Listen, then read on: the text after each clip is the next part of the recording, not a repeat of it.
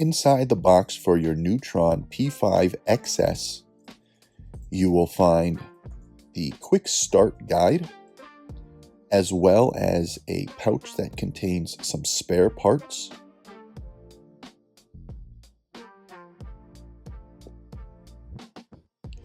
Under the lid, you will find your irrigation tank. This particular version includes the intro kit, which has 3 tips, 3 wrenches, and an autoclavable pouch. These tip cards should be saved to determine when your tips may need to be replaced. The tips are autoclavable. The BLED handpiece also includes a pouch of O-rings. Do not lose those.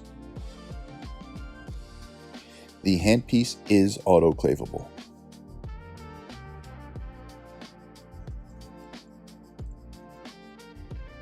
The small white boxes contain your torque wrenches. These are all blue in color.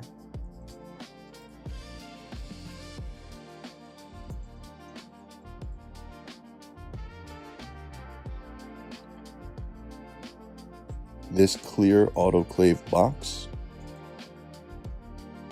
can be used to store your tips and handpieces. You will also find the power cable,